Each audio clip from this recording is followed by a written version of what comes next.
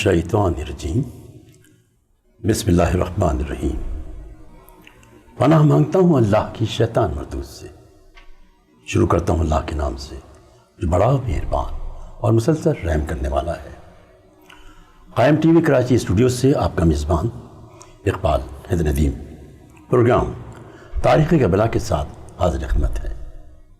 پاک و ذات جو بے طلب عطا کرتا ہے، جو بے حساب دیتا ہے، جس کی عطا کو کوئی روک سکتا نہیں، جس کے فیصلے کو کوئی ٹوک سکتا نہیں۔ اے رب ذوالجلال، تیری عزت و جلال کی قسم، تو لائق عبادت ہے، حمد کرنا تیری بڑی سعادت ہے۔ ناظرین کرام، آج کا یہ پروگرام ہم وہیں سے شروع کر رہے ہیں جہاں سے ہمارا پچھلا پروگرام منقطع ہوا تھا۔ ہم بات کر رہے تھے جناب امیر مختار کی شخصیت، ان کے کردار اور ان کے کارناموں پر۔ اس وقت ہمارے درمیان اس ملک کی ممتاز علمی، ادبی، مذہبی شخصیت، معروف خطیب اہل بیت، ممتاز عالم دین، بے شمار کتابوں کے خالق عالی جناب مولانا سید حسن ظفر نقوی صاحب تشریف رکھتے ہیں۔ آئیے ان سے اس سلسلے میں کچھ بات چیت کرتے ہیں۔ حضور، ہمارے مسلمانوں میں بہت ساری عیدیں بہت مقبول ہیں۔ عید فطر ہے، عید الاضحیٰ ہے، عید غدیر ہے، عید مباہلہ ہے، عید زہرہ ہے اور عید میلاد النبی بھی ہے۔ آج ہم امیر مختار کی شخصیت کو لے کر، ان کے کردار کو، ان کے کارناموں کو لے کر ہم عید زہرہ کی طرف بھی آئیں گے، تو آپ ذرا وہیں سے اپنی گفتگو کا آغاز فرمائیں۔ انشاءاللہ۔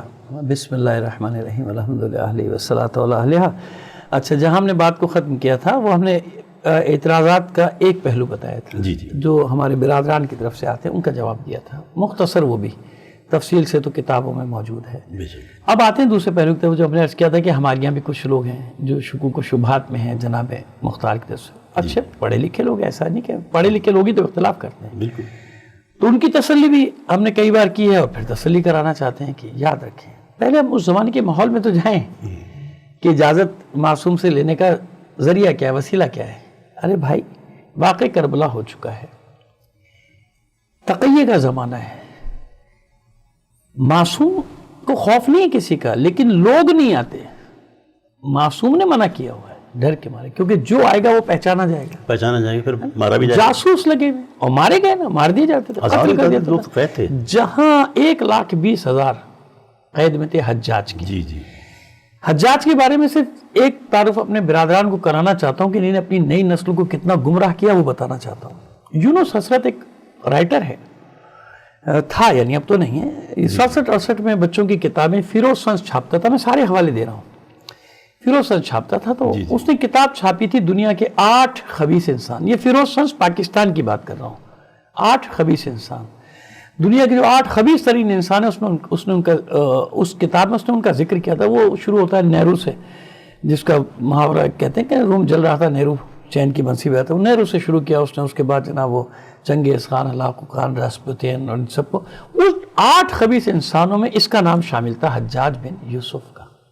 اندازہ لگائیے، حجاج بن یوسف کا چیپٹر تھا، میں نے پڑھا، ایک بار نہیں درجنوں بار پڑھا، میں نے پوری کتاب پڑھی۔ تو حجاج کوئی پسندیدہ شخصیت کبھی بھی عالم اسلام میں رہا ہی نہیں، وہ ایک سفاک درندہ تھا، بہت خونی درندہ تھا حجاج، اس کے نام سے مطلب۔ لیکن جب وہ ضیاء الحق کا زمانہ آیا تو سب سے، کیونکہ وہ جتنے بھی ظالم تھے ان کو ہیرو بنانا تھا، لہٰذا پہلے اس کتاب میں تحریف کر دی گئی۔ مصنف بیچارہ مر چکا تھا، اب وہ کتاب موجود ہے، فیروز سنس کی موجود ہے، لیکن اس کا نام ہے دنیا کے 7 خبیث انسان۔ اچھا، ایک کم کر دیا۔ میں یہ مثال کیوں دے رہا ہوں؟ یہ مثال میں اس لیے دے رہا ہوں کہ جب آج 20ویں 21ویں صدی میں یہ خیانتیں ہو رہی ہیں آنکھوں کے سامنے، ایک مصنف بیچارہ کتاب لکھ رہا ہے، آنکھوں میں دھول جھونک کے وہ مر گیا، اس کی کتاب کا نام بدل کے ایک چیپٹر نکال دیا گیا، حجاج بن یوسف کا نکال کے اس کا نام رکھ دیا گیا دنیا کے 7 خبیث انسان۔ تو اب مجھے بتائیے کہ 1400 سال میں کیا کچھ نہیں ہوا ہوگا؟ کتنی تعریف ہے، یہ تو میں سامنے کی مثال دے رہا ہوں نا، ابھی کی مثال دے رہا ہوں کہ ابھی یہ ہوا ہے۔ بالکل۔ تو اس وقت کیا ہوا ہوگا؟ اس زمانے میں معصوم سے اجازت لینا اتنا آسان تھا مختار کے لیے؟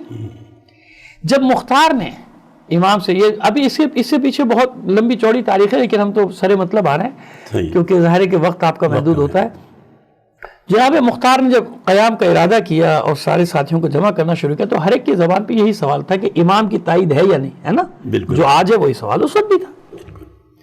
تو جناب مختار علیہ السلام نے خط لکھا جناب مختار رضی اللہ تعالیٰ عنہ رحمۃ اللہ علیہ السلام بھی کہتے ہیں تو کوئی حرج نہیں، سلام اللہ علیہ ہم ان کو کہہ سکتے ہیں. تو وہ بھیجا نمائندہ خط دے کر.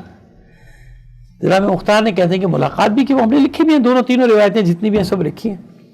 تو امام اٹھ کے اندر چلے گئے اور ایک جملہ کہا کہ ان امور میں میرے چچا مختار ہیں، جناب محمد حنفیہ. اچھا، جناب محمد حنفیہ کا بڑا تاریخی کردار. اچھا، ان کے بارے میں بھی لوگوں نے شبہات پیدا کر رکھے، وہ امامت کا دعویٰ کیا، فلاں دعویٰ کیا. ارے بھائی خدا کے بندو، وہ علی کا بیٹا کہ جو جنگوں میں سب سے آگے ہمیں نظر آتا ہے، اور علی نے خود اس کی پرورش کی ہے، مولا کائنات نے پرورش کی. امام حسین اپنا نائب بنا کے چھوڑ کے جا رہے ہیں، کیوں؟ مسئلہ تھا نا. کربلا کیوں نہیں لے کے گئے؟ سب کو خط لکھ رہے ہیں، انہیں نہیں لکھا. انہیں کیوں نہیں سال چھوڑا؟ کیوں؟ یہ مختار کے مسئلے میں تو کردار سامنے آنا تھا جناب محمد حنفیہ کا. اور جب جناب سید سجاد علیہ السلام اور دیگر تمام اہل بیت قید سے رہا ہو کر واپس آئے نا مدینے، وہ ایک آخری ملاقات ہے. محمد حنفیہ تاریخیں بتاتی ہیں آئے ہیں، پرسہ دیا ہے، گلے لگایا ہے بھتیجے کو. آہستہ آہستہ دونوں کی گفتگو بھی کچھ سرگوشی، یہ لکھا ہے کہ سرگوشی میں کچھ باتیں ہوئی. اس کے بعد محمد حنفیہ چلے گئے اور نہیں معلوم ہوا کہ کہاں گئے. اچھا، کب ظاہر ہوئے؟ جب مختار کا قیام ہوتا ہے تو مکے کے پاس پہاڑوں میں انہوں نے اپنا بسیرا ڈالا ہوا تھا. عبداللہ ابن زبیر، حضرت عبداللہ ابن زبیر کے باب میں بھی ان کا ذکر ملتا ہے. میں نے کہا وہ بڑی تفصیل ہو جائے گی. وہ محمد حنفیہ کو میں نے اپنا نائب جیسے بنایا ہے، مختار بنایا. تو مختار پھر ان سے ملے. اب وہ کیا ہے، وہ نائب امام ہو گئے نا. بالکل، یعنی اس میں جو بھی کہے گا وہ میرا ہوگا. بالکل یہی ہے نا نیابت کا کام. بالکل صحیح بات ہے. اب امام نے خود نہیں دی اجازت، خود لکھ کے بھی نہیں. حالات ایسے نہیں ہیں. جناب مختار اجازت دیتے ہیں. جب یہ اجازت لے کے آئے خوش ہو گئے، سمجھ گئے کہ امام کی تائید ہے کہ کرو یہ قیام، میری تائید تمہارے ساتھ ہے. جناب محمد حنفیہ کا پیغام سب کو سنا دیا، پڑھا دیا. اب ہوا یہ کہ جناب ابراہیم بن مالک اشتر چاہیے امیر مختار کو، کہ جب تک یہ نہیں ہوگا میرا لشکر مکمل نہیں ہوگا. مالک اشتر کے بیٹا ابراہیم نے شرط لگا دی کہ جب تک امام کی اجازت نہیں ہوگی، وہی شرط لگا دی میں تمہارے ساتھ. کہا کہ بھائی دیکھو میرے پاس اجازت ہے لیکن اس طرح سے تسلی نہیں ہوئی. تو کہا کہ تم اپنی تسلی کرو.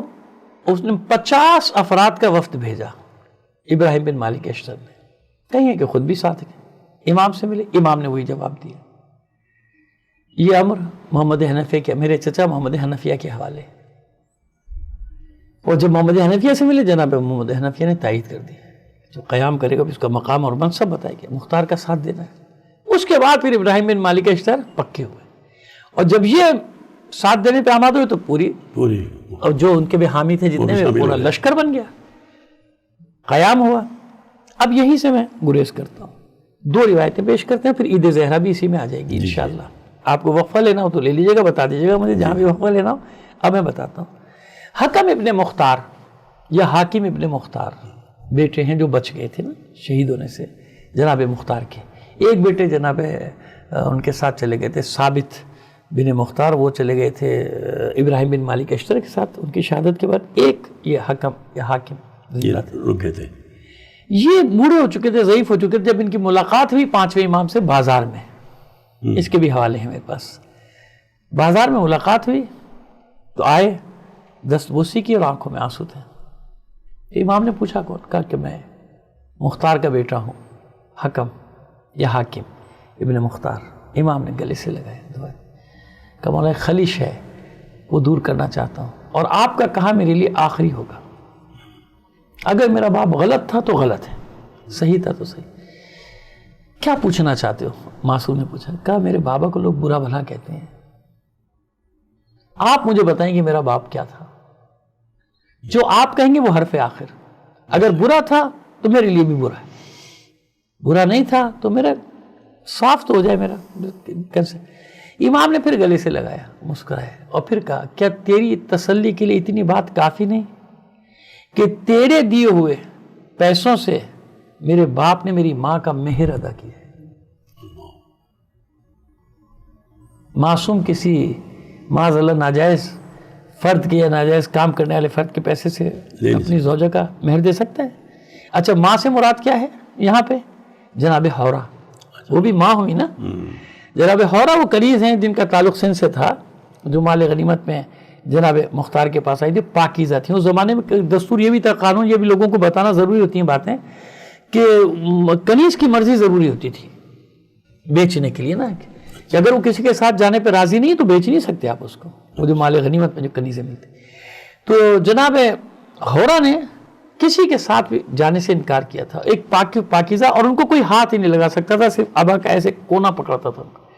تو جناب مختار کو جب اس کنیز کے بارے میں معلوم ہوا, کہ پاکیزگی کے بارے میں معلوم ہوا, تو آپ نے جناب حورہ کو قاصد کے ساتھ اور ہدیہ دے کے بھیجا کہ فرزند رسول یہ ایک پاک و پاکیزہ کنیز سندھ کی میرے پاس آئی, میں چاہتا ہوں کہ آپ اس کو آپ کی خدمت میں اس کو پیش کرنا چاہتا ہوں.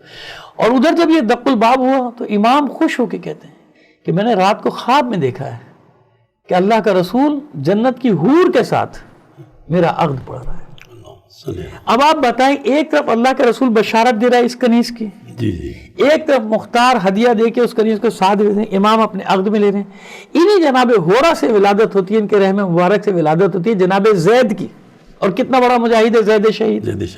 اچھا, اب مصیبت ہمارے یہ ہوگی کہ جو ہمارے ہیرو ہونے چاہیے, آئیڈیل ہونے چاہیے, ان کو مشکوک بنا دیتے ہیں. عجیب لوگ تو یہی تو ہیروز ہیں تمہارے, جنہوں نے اگر یہ قیام نہ کرتے آج کا قیام نہ ہوتا, آج قاسم سلیمانی نہ ہوتا, آج حسن نصر اللہ نہ ہوتا. خدا کے بندو, یہ تمہارے ہیروز ہیں, ان کی قدر کرو. ان کو ڈیمیج کرتے ہیں اچھے بھلے پڑھے لکھے لوگ, سمجھ میں نہیں آتی ان کے بات. مختار ہیرو ہے, زید ہیرو ہے, ہمارا آئیڈیل ہے ہمارے لیے. وہ نہیں ہوتے تو آج کے قیام نہ ہوتے. اب سمجھیں, بہت ساری باتیں کلیئر ہو گئی. ایک وقفہ لے لیں. جی آپ لے لیجیے وقفہ. ناظرین وقفہ ایک چھوٹے سے بریک کا, ملتے ہیں وقفہ کے بعد.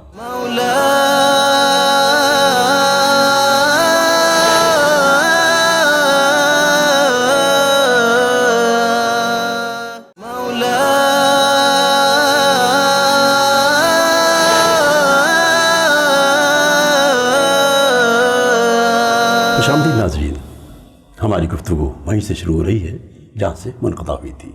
جو ذرا آپ ارشاد فرما رہے تھے. جی, اب یہ ایک بات ہو گئی حکم, جناب حکم کے حوالے سے شبہات دور ہوئے. اب آئیے یہاں 5 سال 6 سال 10 سال 61 ہجری اور پھر یہ 66 ہجری قیامت, 5 سال سوگ نہیں بڑھایا آل رسول نے. 5 سال کسی نے گھر سے دھواں اٹھتے نہیں دیکھا. ہاشمی خواتین نے بالوں میں تیل نہیں ڈالا. یہ تاریخی باتیں کر رہے ہیں آپ سے, یہ ہمیں روایت نہیں بتا رہی, تاریخی چیزیں ہیں, تاریخ میں ان کا ذکر نہیں ڈالا. سوگ سوگ سوگ. ہم 8 ربیع الاول تک سوگ بناتے ہیں نا, جی ہاں, اور 8 کی شب کو اب مومنین سے گزارش بھی کر رہے ہیں کہ دیکھیں ہمارا وہ پہلے والا طریقہ درست تھا اور تاریخی درست تھا. تاریخی طور پہ ہم اسی کی دلیل بھی دینے جا رہے ہیں کہ جب سورج غروب ہوتا ہے تو سوگ ختم ہو جاتا ہے. ہمارے بزرگوں نے غلط کام نہیں کیے, ہمارے بزرگوں نے یہی کام کیے تھے, صحیح کام کیے تھے. اپنے بزرگوں کے اس کو ڈیمیج نہ کیجیے, سنتوں کو, وہ بالکل صحیح کام کرتے تھے. کیا تھا مسئلہ؟ شب لگ گئی نا. یہ عید کیوں منائی جاتی ہے؟ اب اسی عید کو لے آتے ہیں. میں چاہ رہا تھا تھوڑا سا امیر مختار نے جو ان کو مارا ہے, میں عرض کر رہا ہوں نا, میں اسی کی طرف آ رہا ہوں. میں بتا رہا ہوں کہ کیوں منائی جاتی ہے. میں وہی بتانا چاہ رہا ہوں کہ کیوں منائی کیوں جاتی ہے. یعنی ان دشمنان اہل بیت کا قتل اتنی بڑی خوشی کی بات تھی کہ چوتھے امام نے اس دن کو عید قرار دیا جس دن خبر آئی اور ان مقتولین کے سر آئے بدبختوں کے. اچھا, یہ بات. اچھا, اور یہ سب پراگندہ تھے. آپ یاد رکھیے ایک وقت ایسا بھی آیا تھا کہ جناب امیر مختار پہ بھی مشکوک ہو گئے تھے مومنین کہ ان کے اقتدار مل گیا, قبضہ کر لیا کوفے پہ. اب یہ قاتلان حسین کو چھوڑا ہوا کیوں ہے, بدلہ کیوں نہیں لے رہے؟ ڈیلے کر رہے تھے تاکہ یہ ایزی ہو جائیں, فرار نہ ہو, بھاگے نہیں. ان کو یہ ہو جائے یقین کہ مختار کچھ نہیں کہے گا ان کو, تو وہ شبہ میں پڑ گئے لوگ. وقت لگتا ہے نا بھائی, اور جناب مخالفت ہوئی. تو پھر وہ جب انتقام لینا شروع کیا تو مقصد یہ تھا. کئی لوگ پھر بھی بھاگ گئے تھے, شمر بھی بھاگ گیا تھا, بہت سارے لوگ فرار ہو گئے تھے. لیکن آخر ایک ایک کر کے سب کو پکڑتے گئے, اور ان میں سے بعض کا انجام تو بہت ہی بھیانک کیا نا. کئی لوگوں نے کہا کہ صاحب یہ تو قتل کر دینا چاہیے, لیکن لاش کو جلا دینا اور یہ کر دینا وہ کر دینا. میں نے کہا بھائی آپ جا کے اصول دیکھیے, تاریخ کے اور فقہ کے اصول دیکھیے کہ جو نبی یا امام کا قاتل ہے اس کے انجام کیا لکھا ہے, پڑھ لیجیے جا کے. اس کو کیسے مارنا چاہیے, اس کو کیسے قتل کرنا چاہیے, اس کو کیسے جلا دینا چاہیے, اس کو تو قبر بھی نہیں دینی چاہیے. تو اس میں سے ہرملہ جو تھا نا, اچھا ہاں, ہرملہ کا میں اس لیے بھی بتانا چاہتا ہوں کہ جب یہ سر پہنچے تھے مقتولین کے ابن زیاد، شمر، ان سب کے پسر سعد کے سر، ابن زیاد کا سر تو بعد میں ہے، لیکن پسر سعد وغیرہ کے سر جب پہنچے ہیں تو امام بیٹھے ہوئے تھے اپنے امام زین علیہ السلام. یہ سمجھ لیجیے کہ 8 ربیع الاول کا دن گزر چکا تھا، 9 کا آغاز ہو چکا تھا، شب لگ گئی تھی. تو جب آپ نے وہ سر دیکھے تو فوراً سجدہ شکر میں گئے، اور سجدہ شکر سے اٹھنے کے بعد آنسوں سے ترتے ریش مبارک اور دعا دے رہے تھے مختار کو. اب معصوم کسی ایسے شخص کو دعا دے سکتا ہے؟ سوال ہی نہیں پیدا ہوتا کہ جو اس کی مرضی کے بغیر کوئی کام کر رہا ہو، کیسے دعا دے خوش سکتا ہوں گے کہ بھئی آج مختار ظالم بنی عباس اہل بیت کا نام لے کے ٹکرائے بنی امیہ سے، کبھی کسی معصوم نے ان کو دعا دی؟ نہیں دی نا. حالانکہ ان کا نام ابو مسلم خراسانی نے، ابو سلمہ نے کتنی کوشش کی ان لوگوں نے امام کی تائید لینے کی، امام نے تائید کی نہیں کی تو نہیں کی، اور جملے موجود ہیں. وہ تم ان سے زیادہ کرو گے بعد میں کام جو تمہیں کرنے، کیسے امام صاحب. لیکن مختار کے لیے دعائیں دے رہے ہیں اور حکم دے رہے ہیں امام سجاد علیہ السلام کہ شیرینی پکاؤ. اچھا، حلویات جو عربی میں حلویات کہتے ہیں کہ اس کا بناؤ. تو لوگوں نے پہلی بار 5 سال کے بعد ہاشمیوں کے گھروں سے دھواں اٹھتے دیکھا. دھواں سے مراد میٹھا دھواں، یعنی جب کسی گھر میں میٹھا پکتا ہے اس کا دھواں اٹھتا ہے تو خوشبو اس کی الگ ہوتی ہے نا، بالکل میٹھے کی خوشبو الگ ہوتی. حکم دیا خواتین کو کہ سوگ بڑھا دو، بالوں میں تیل ڈالو، اچھے کپڑے پہنو، اچھے کپڑے پہنو. تو اب یہ عید شجاع امام نے منائی نا، عید زہرا اس کا نام رکھا گیا، عید شجاع اس کا نام رکھا گیا، امام نے منائی نا. سنت امام ہو گیا نا اس دن خوشی منانا، بالکل سنت امام ہو گیا نا، سنت. تو اب ہر سال اس کی یاد منائی جاتی ہے نا، منائی جائے گی. عید شجاع بھی منائی جائے گی، عید زہرا بھی منائی جائے گی. اس میں ایک واقعہ جو ذکر کرنا بہت ضروری ہے، حرملہ کا. جب آپ نے سارے سر دیکھے تھے اس میں حرملہ کا سر نہیں تھا، جو منہال کی روایت بڑی مشہور ہے. منہال آپ کے ساتھ تلاش کر رہے تھے تو ان کا کہ حرملہ کا کیا ہوا، حرملہ کا سر نہیں ہے. منہال کہتا ہے کہ مجھے یہ یاد رہ گیا کہ امام کو حرملہ کی بڑی فکر تھی. کہتا ہے میں کوفے گیا، ملا، امام کا پیغام دیا. اب دیکھیں منہال خود ایک رابطہ ہے، جی منہال خود ایک رابطہ ہے نا، تاریخ بتا رہی ہے کہ ہے درمیان رابطہ. یہ وہاں سے گیا جی اور دربار میں جیسے اس کو معلوم ہوا کہ امام کا صحابی آئے، منہال آئے، اور دروازے تک گیا، اٹھ کے استقبال کر کے لے اپنے ساتھ بٹھایا. ابھی گفتگو کا آغاز بھی نہیں ہوا تھا کہ اتنے میں شور ہوا کہ حرملہ پکڑ کے لایا جا رہا ہے. جیسے حرملہ کا نام سنا تو منہال ایک دم جگہ سے کھڑے ہو گیا. کہتے ہیں مبارک ہو تجھے مختار، تجھے مبارک ہو، بہت مبارک ہو. کس بات کی؟ پھر اس نے واقعہ بتایا کہ جب تو نے سر بھیجے تو میں نے امام کے لبوں پہ یہ جملہ سنا تھا کہ مختار منہال اس کا حرملہ کا کیا، اور اب تو یہ حرملہ ہے. نہیں، وہ سجدہ شکر میں چلا گیا مختار کہ میرے امام کی تمنا پوری ہوئی. تو اب یہ بتائیں یہ ہے مختار. جا بجا ذکر آ رہا ہے، امام کی دعاؤں کا ذکر آ رہا ہے، امام کی حسرتیں پوری کرنے کا ذکر آ رہا ہے، امام کی تمنائیں پورا کرنے کا ذکر آ رہا ہے. پھر آپ کی سمجھ میں نہیں آ رہی بات کہ اگر آپ کو ظاہری طور پہ کہیں کوئی ایسی روایت مل رہی ہے جناب محمد حنفیہ کے بارے میں یا جناب مختار کے بارے میں، تو خدا کے بندے تھوڑا غور کر لو، تحقیق کر لو، کوئی تقیہ کے زمانے پہ حمل کر دو، اس کو دیکھ لو، کچھ دیکھ لو، کچھ آگے پیچھے دیکھ لو، کچھ اور بھی مل جائے گا. حالات کیسے تھے ان سب کو دیکھ لو. تو وہ حرملہ سے پوچھا تھا پھر مختار نے کہ ملون تو نے کیا تھا کربلا میں، کہ جس کی وجہ سے میرا امام تیرے انجام کا انتظار کر رہا ہے. اب آپ یہ دیکھیں کہ جناب سید سجاد کو حرملہ کیسے یاد تھا، کیونکہ وہ اس نے پھر اپنے 3 تیروں کا حال سنایا تھا نا، جو ہم ابھی پورے محرم میں مصائب میں سنتے بھی رہے، پڑھتے بھی رہے، کہتے بھی رہے. یہ وہ ملون تھا کہ اسی کے تیر سے مشکیزہ چھیدا تھا جناب عباس، اسی کے تیر سے جناب علی اصغر کا علیہ السلام کا گلا چھیدا تھا، اسی کا تیر امام حسین کی وہ آخری تیر پیشانی پہ اس کے، جس سے امام جناب سے. لہٰذا یہ اپنے انجام کو جب پہنچے ہیں سارے کے سارے، جب ظاہر ابراہیم بن مالک اشتر سے لے کے یہ یہاں سے لے کے کوفے سے لے کے وہ بصرے اور موصل تک ان کی حکومت اقتدار قائم رہا تھا. یہ 1.5 سال 2 سال جتنے عرصے بھی رہے، 2 سال تقریباً رہا مکمل. ہاں تو وہ رہا. اس کے بعد پھر آپ بھی درجہ شہادت پہ ایک اپنا کام کرنے آئے تھے، کام انجام دے کے چلے پورے. اچھا یہ غلط فہمی دور کر لیں، اکثر بچے سوال کرتے کہ ان کی حکومت رہی عالم اسلام کی حکومت نہیں تھی بھائی، ایک علاقے میں تھی، عراق کے کچھ علاقے تھے. جیسے میں نے عرض کر دیا کہ کوفہ بصرہ اور موصل کے گرد ایک مثلث بنا لیجئے، اس علاقے پہ ان کا کنٹرول تھا، اس پہ ان کی حکومت تھی، وہ رہی. ظاہر کہ اس کے بعد پھر حملہ ہوا ان کے اوپر بھی، ان کو بھی شہید کر دیا گیا. اور اس کے بعد پھر ایک کے بعد ایک آتے رہے کہ مصعب ابن زبیر نے ان کو شہید کیا. مصعب کو پھر مروان نے مارا، وہ مروان کے بیٹے عبد الملک ابن مروان نے.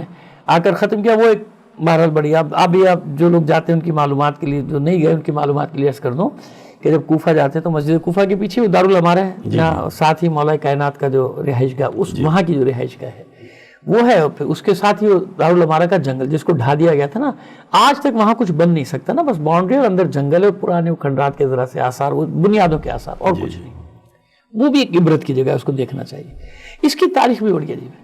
عبد الملک ابن مروان جب مصعب ابن عمیر کو قتل کر کے وہاں بیٹھا ہے تخت پر, تو اس کے قدموں میں لا کے پھینکا گیا مصعب ابن زبیر کا, حضرت زبیر کا جو بیٹا تھا, عبداللہ ابن زبیر کے بھائی, مصعب ابن زبیر ان کا بھائی جو تھا, اس کا سر لا کے پھینکا گیا قدموں میں. اب آپ مجھے بتائیں کہ یہ کیسے ہو سکتا ہے؟ ہم سے کہتے ہیں کہ قاتل کو بھی اچھا کہو, مقتول کو, خدا کے بندو کوئی ایک تو غلط ہوگا, یہ غلط ہوئی, عجیب ہے. لیکن پھر بھی ہم احتیاط کرتے ہیں, کیونکہ آج کل وہ وہی معلوم ہے صاحب ہے کہ انیس ٹھیس نہ لگ جائے آپ گینوں کو. عجیب معاملہ ہو گیا, کسی کو کچھ کہہ دو. اب تو یہ ہو گیا کہ ضیاء الحق کو برا نہیں کہو, ضیاء الحق کو برا کہو تو ان کہتے ہیں ہمارا تو امیر المومنین ہے. ارے بھائی اب ہمیں کیا پتا, تم ایک لسٹ بنا کے دے دو کون کون ہے تمہارا بھائی, ہم اس کو نہیں کہیں گے کچھ. امیر اس کو کچھ نہ کہو. مروان کے اوپر بات آ جاتی تو امیر ڈر رکھتا ہے مروان کا کوئی رشتہ دار نہیں نکل آ کے کھڑا ہو جائے کہ میرے ابا دادا کو کیوں برا بھلا کہہ رہے ہو. ایک عجیب سا ماحول ہمارا ہو گیا, بہت عجیب سا ماحول. قرآن لعنت بھیج رہا ہے ظالمین پہ, کاذبین پہ, قاتلین پہ, ابو لہب پہ, فرعون پہ, نمرود پہ, اور ہم فرعون و نمرودوں کا دفاع کرتے ہیں. عجیب ہے ہمارے قصہ. خیر جناب, تو وہاں پہ اس کو خیال ہے کہ عبداللہ ابن عفیف ہیں یا وہ کہہ لے کہ بڑی عبرت کا مقام دیکھ رہا ہوں میں, کہہ رہے کہ میں اسی دربار میں تھا. وہ اپنا واقعہ بتا رہے کہ میں اسی دربار میں تھا, اسی جگہ پر تھا, ابن زیاد بیٹھا تھا اس جگہ پہ جہاں تو بیٹھا ہے, اور نواس رسول کا سر اس کے قدموں میں رکھا تھا. پھر میں نے اسی جگہ بیٹھے دیکھا مختار کو, وہ اسی جگہ بیٹھا تھا, اس کے قدموں میں ابن زیاد کا سر رکھا تھا. پھر میں نے اسی تخت پہ دیکھا مصعب ابن زبیر کو, اور اس کے قدموں میں مختار کا سر تھا. اب تو بیٹھا ہے اور تیرے قدموں میں مصعب کا سر. اب میں سوچ رہا ہوں کہ اب کون بیٹھے گا جس کے قدموں میں تیرا سر ہوگا. تو عبد الملک ابن مروان اتنا ڈر گیا کہ وہاں سے اٹھا, اس نے اسے حکم دیا اس محل کو ڈھا دو. تو آج تک ویسے کو ختم کرو, اس کو ڈھا دو, ایسا ڈر. تو یہ تھا. تو اس لیے ہماری اپنے برادران سے مومنین سے بھی گزارش ہے کہ دیکھیے شب بناتے نا, شب عاشور کب شروع ہوتی ہے؟ 9 کا سورج غروب ہوا, ہے نا. وہ جو آپ چاند رات مناتے ہیں عید کی, وہ کب مناتے ہیں؟ آخری چاند جب ہو گیا 29 یا 30 رات سے عید شروع ہو گئی نا. اچھا جناب, میلاد وہ نیمہ شعبان کب مناتے ہیں؟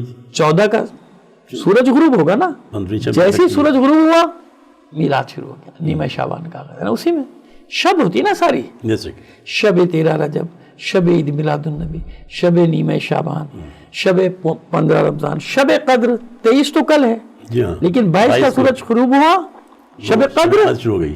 بس یہی عید زہرا کا ہے. یہی سوچ رہا تھا کہ ہمیں ہمارے مومن کس طرح سے عید منائیں. دیکھیں نا, اب یہ جب سورج غروب ہو گیا, پہلے ایسے ہی ہوتا تھا نا, ہمارے جلوس جو چلتے تھے وہ اذان ہوئی اور اذان کے بعد ختم کر دیا. کیوں بھئی, اس میں میری مرضی تھوڑی چلے گی کہ میرا دل چاہ رہا ہے کہ میں اتنے نہیں, یہاں مرضی ہے امام ہے. امام کی عید ہے تو میری عید ہے, امام کی خوشی ہماری خوشی, امام کی خوشی میں میری خوشی, امام کے غم میں میرا غم ہے. یہ مومنی کو سمجھنا چاہیے. میری مرضی کیا مطلب, مولا کی بارگاہ میں اپنی مرضی نہیں ہوتی, بے شک مولا کی مرضی چلے گی. جب مولا نے حکم دیا عید منانے کا, شیرینی بنانے کا, نئے کپڑے پہننے کا, سوگ بڑھانے کا, اب میں آگے نہیں جا سکتا, ایک قدم بھی, 1 انچ نہیں آگے جا سکتا. پر پرواز جل جائیں گے, یہ وہ منزل ہے. بے شک ہے, اپنی منزل آ گئی نا کہ پر پرواز جل جائیں گے, میں آگے نہیں بڑھ سکتا. مولا مولا ہے, اور پھر بھی نہیں سمجھ میں آتی تو جناب عباس سے سیکھ لیجئے. ان سے زیادہ کون غیظ و غضب والا, ان سے زیادہ کون جلال والا, ان سے بڑا کون علی کا شاگرد روئے زمین پہ. لیکن جب مولا نے کہہ دیا عباس جنگ نہیں ہونی تو نہیں ہونی, عباس خیمے ہٹیں گے نہر سے. صحیح ہے. اب عباس یہ نہیں دیکھیں گے کہ میں نے اپنے ہاتھ سے خط کھینچا تھا, نہیں, خیمے دوسری تلوار سے تنابیں کٹ رہی ہیں. تلوار بھی نہیں لے کے جائیں گے آپ, یعنی ہمارا غم بھی امام کے لیے, ہماری خوشی بھی امام کے لیے. تو ہمارے یہاں یہی تھا نا دستور.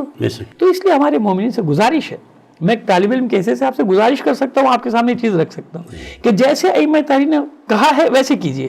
بہت شکریہ قبیلہ, آپ نے ہمیں بہت وقت دیا, اور آج ہم نے امیر مختار اور عید زہرا پر بڑی سیر حاصل گفتگو کی. عید زہرا منانے والے ہیں, ہم بھی اونچے گھرانے والے ہیں. عید زہرا منانے والے ہیں, ہم بھی اونچے گھرانے والے ہیں، ہم کو کیا فکر جام کوثر کی میرے مولا پلانے والے ہیں۔ واہ واہ واہ۔ اس کے ساتھ ہی ہمارے آج کے پروگرام کا وقت اب ختم ہوا چاہتا ہے۔ اپنے میزبان اقبال حیدر ندیم کو اجازت دیں۔ اللہ حافظ۔